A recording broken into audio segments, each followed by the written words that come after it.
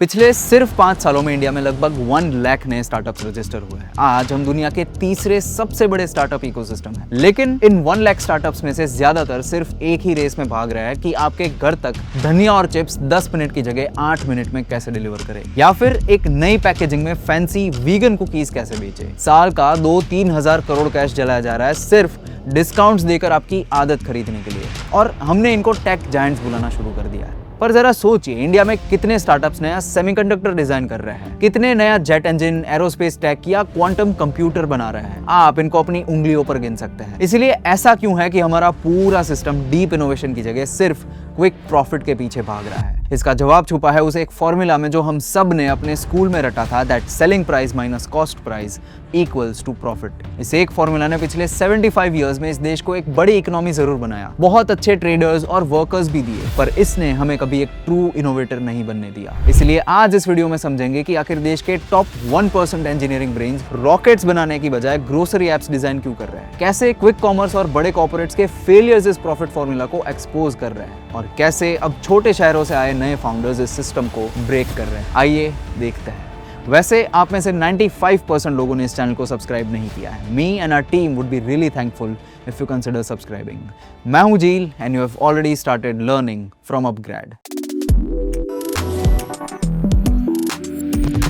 Chapter 1, the merit misallocation. अगर India के पास दुनिया के one of the smartest engineers है, तो हमारा अपना गूगल, अपना इंटेल या अपना लॉकहीड मार्टिन क्यों नहीं? क्योंकि हमने उनसे कभी ये सब बनाने को कहा ही नहीं। हर साल आईआईटीज जैसे टॉप इंस्टीट्यूट्स देश के टॉप 1% इंजीनियरिंग ब्रेन्स को फिल्टर करते हैं, लेकिन 4 साल बाद प्लेसमेंट सीजन में क्या होता है? ये वही ब्रिलियंट ब्रेन्स है जो नए सेमीकंडक्टर्स डिजाइन कर सकते थे, जो रॉकेट प्रोपल्शन सिस्टम्स बना सकते, पर इन्हें ग्लोबल फाइनेंस, कंसल्टिंग और आईटी सर्विसेज कंपनीज उठा के ले जाती है। एक्सेल शीट्स और पावरपॉइंट डेक्स बनाने के लिए, वॉल स्ट्रीट के मार्जिन्स को ऑप्टिमाइज करने के लिए। इंडिया की पूरी आईटी सर्विसेज इंडस्ट्री एक्चुअली इसी SP-CP वाले फॉर्मूला पे खड़ी है, बस एक बड़े नेशनल स्केल पर। एक इंजीनियर को यहाँ सस्ते में हायर करो और उसी इंजीनियर के टाइम को यूएस या यूरोप के क्लाइंट को महंगे में बिल करो। इस सिंपल आर्बिट्राज ने इंडिया में $250 बिलियन से ज्यादा की एक्सपोर्ट इंडस्ट्री बना दी। देखने में भले ही एक बड़ी सक्सेस स्टोरी लगती है, लेकिन इसमें हमारी अपनी टेक्नोलॉजी कोई नहीं है। अगर आप थोड़ा बहुत भी बिजनेस समझते हो तो ये सिर्फ और सिर्फ एक प्रॉफिट मार्जिन है। तो नेचुरली देश के सबसे शार्प माइंड्स कोर इंजीनियरिंग से दूर भागते हैं, और मैन्युफैक्चरिंग, डीप टेक या नेशन बिल्डिंग जैसे सेक्टर्स जिनकी हमारे जैसे डेवलपिंग कंट्री को सबसे ज्यादा जरूरत है, वो बिल्कुल खाली रह जाते हैं। ये इस देश के जीनियसेस का एक बहुत बड़ा मिसअलोकेशन है। चलो, अब कोई ये नहीं करता, ये कॉर्पोरेट जॉब्स नहीं लेता, जो अपना खुद का स्टार्टअप बनाना चाहता है, उनका क्या? वो भी इसी क्विक प्रॉफिट वाले जाल में फंस जाते हैं। इंडिया का पूरा स्टार्टअप स्पेस पिछले कुछ सालों में सिर्फ कंज्यूमर इंटरनेट पर ऑब्सेस हो गया है। वहीं 10 मिनट वाली grocery, food delivery, micro drama और डिस्काउंट कूपन्स वाली इकोनॉमी। 2021 में जब इंडिया की स्टार्टअप फंडिंग अपने एब्सोल्यूट पीक पर थी, ऑलमोस्ट $26 बिलियन जब एक ही साल में आए थे, तो उसमें से भी ज्यादातर पैसे सिर्फ कंज्यूमर टेक, फिनटेक और ई-कॉमर्स में ही गए थे। क्यों?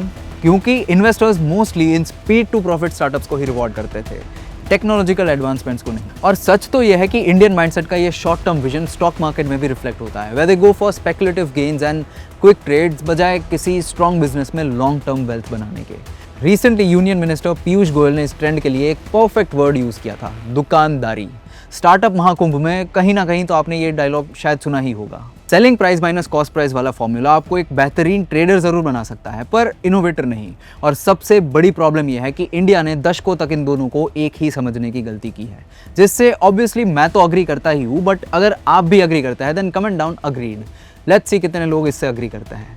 Chapter 2, buying customers. 2023 से 2026 के बीच ये SP-CP वाला प्रॉफिट फर्स्ट फॉर्मूला टूटने लगा, क्योंकि क्विक कॉमर्स का एक सच ये भी है कि जिस दिन आपने डिस्काउंट्स देना बंद कर दिया, कस्टमर्स गायब। इसीलिए मार्केट में रहने के लिए इन्हें नॉन स्टॉप पैसे जलाना स्टार्ट कर दिया।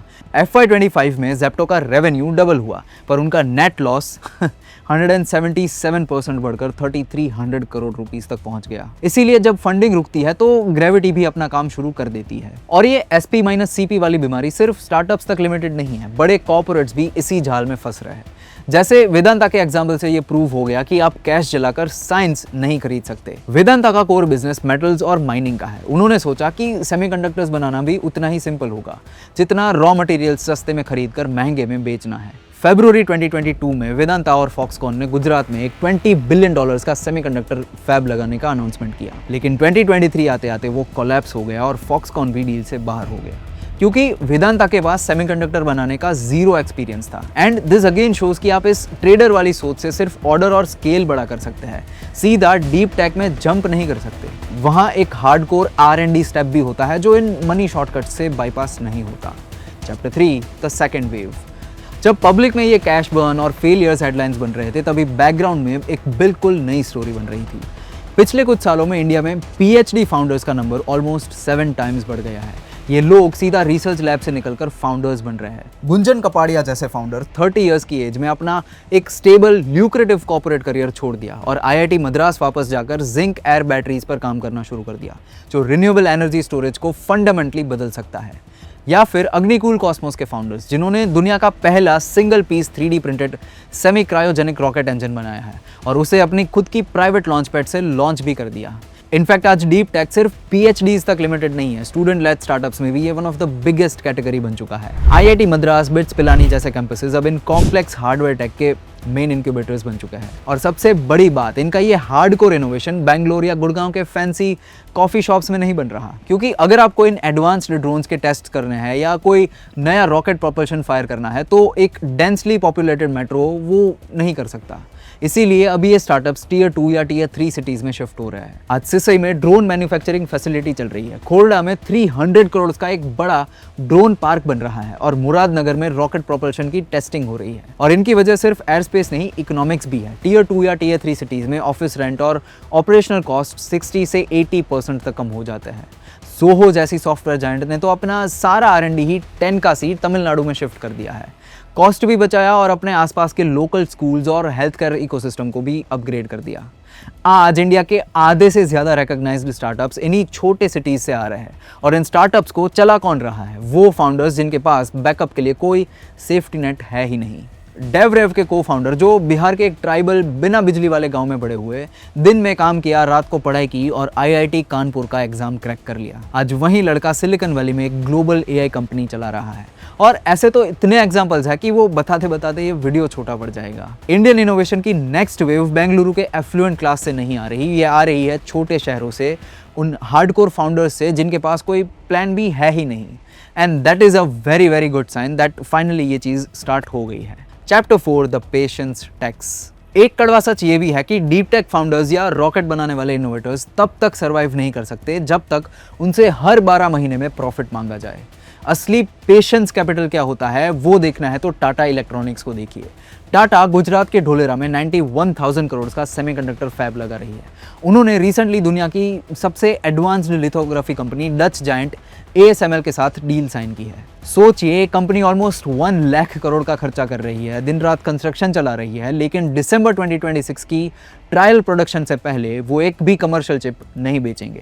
कंटिन्यूसली 3 साल तक बड़े बड़े इन्वेस्टमेंट्स और रेवेन्यू जीरो। अगर आपका बिजनेस मॉडल इसीलिए जिंदा है क्योंकि इन्वेस्टर्स को अगले क्वार्टर में प्रॉफिट चाहिए, तो आप कभी डीप इनोवेशन नहीं बना पाएंगे। दुनिया की रियल सुपर पावर्स उन लोगों ने बनाई है जो पूरे एक डेकेड तक अपने कन्विक्शन पर पैसे खोने के लिए तैयार थे। और यही रूल आपके करियर पर भी अप्लाई होता है। अगर आप सिर्फ क्विक प्रॉफिट यानी अगले क्वार्टर के अप्रेजल या छोटे जम्प्स के पीछे भागेंगे तो आप अपने करियर का टेक मोट नहीं बना पाएंगे। फ्यूचर में इररिप्लेसेबल बनने के लिए आपको अपने ऊपर लॉन्ग टर्म इन्वेस्टमेंट करनी पड़ेगी, जिसके लिए आपको AI, ML और टेक मैनेजमेंट जैसी स्किल से अपस्किल करने के मिशन में अपग्रेड आपके साथ जुड़ा है। Check the link in description.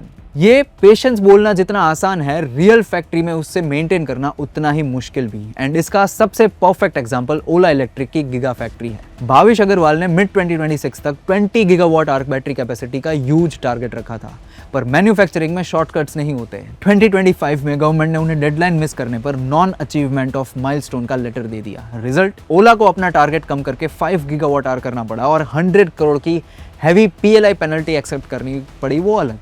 Deadline miss हुई, पेनल्टी लग गई। और यही फर्क है, SP - CP फॉर्मूला फॉलो करने वाली कंपनी कभी इतना बड़ा, इतना लंबा बैट लगाती ही नहीं कि उसे 100 करोड़ की पेनल्टी लग जाए। दैट्स वाई इन चीज़ों में गवर्नमेंट का इन्वॉल्व होना बहुत ही इंपॉर्टेंट है। और वो इंडियन गवर्नमेंट को समझ आ भी गया है कि प्राइवेट वेंचर कैपिटल अकेले डीप टेक का रिस्क नहीं उठाएंगे। यूनियन कैबिनेट ने फॉर्मली 1 लाख करोड़ की research development and innovation scheme launch की, 0 या ऑलमोस्ट नो इंटरेस्ट पर लॉन्ग टर्म लोन्स देने का भी डिसाइड किया। ये पॉलिसी गवर्नमेंट का एक एक्सेप्टेंस है कि सिर्फ और सिर्फ सस्ते में खरीद कर महंगे में बेचने वाली सोच अकेले देश को आगे नहीं ले जा सकती। SP - CP प्रॉफिट्स देता है, फास्ट, प्रेडिक्टेबल, सेफ है। इसी फॉर्मूला ने इंडिया को दुनिया की 5th लार्जेस्ट इकोनॉमी तक बनाया और ये जेन्युइनली अच्छी बात भी है। लेकिन इसी ग्रोथ को 10x करने के लिए 2047 तक इंडिया की डेवलप्ड इकोनॉमी मिशन को फास्ट ट्रैक करने के लिए एडवांस्ड टेक भी उतना ही जरूरी भी है। What are your thoughts on this? बताइए कमेंट्स में। मैं हूं झील और अगर आपको ये वीडियो पसंद आया है तो इसको लाइक कीजिए और ऐसे ही और डीप डाइव्स के लिए subscribe to upGrad. Till then stay curious.